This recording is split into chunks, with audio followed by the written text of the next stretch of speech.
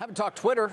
Take a look. I mean, just this week, you want to play risk arb at home. It's been a decent week for you.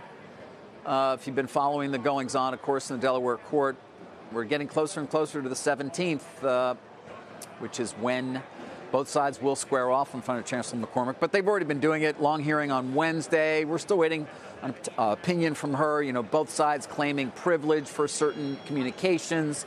Growing frustration, it would seem, from Chancellor McCormick, though, with Elon Musk's use of Signal, the messaging app that he, by the way, says is the least insecure, meaning the best. He also deleted a number of potential texts that Twitter wants to get its hands on. And Signal obviously has very strong encryption. So, we'll see what comes out of the hearing and what either side is able to get a hold of that they don't already.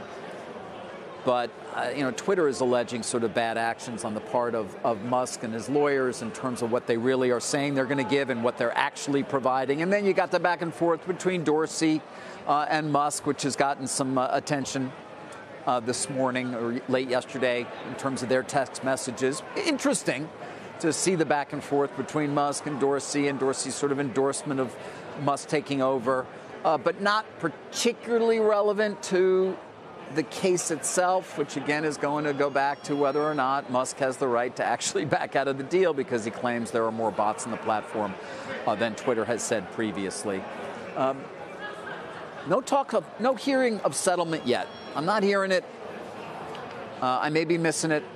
There is still, Jim, an expectation, and I know you've had it to a certain extent, that at some point, McCormick gently tries to encourage the parties to not bring this to her courtroom. Right. That's what I think will happen. And some people believe that will potentially happen. What does it have a 5 in front of it if you're Twitter?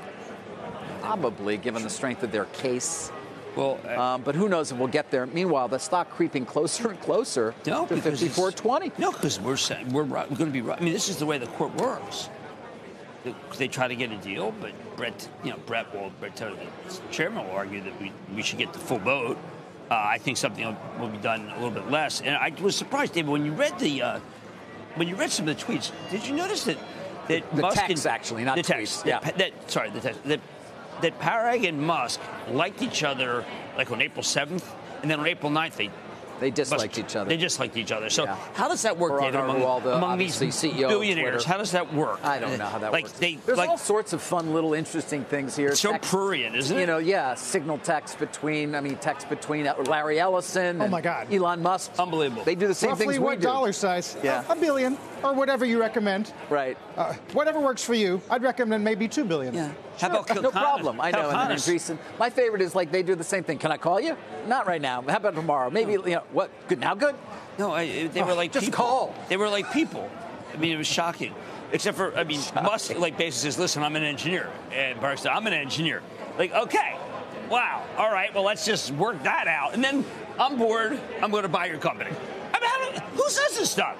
I'm bored. I'm going to buy your company. Meanwhile, Gorman yesterday didn't say anything, right, when you had him on about Morgan Stanley. He did. He said he couldn't talk about it.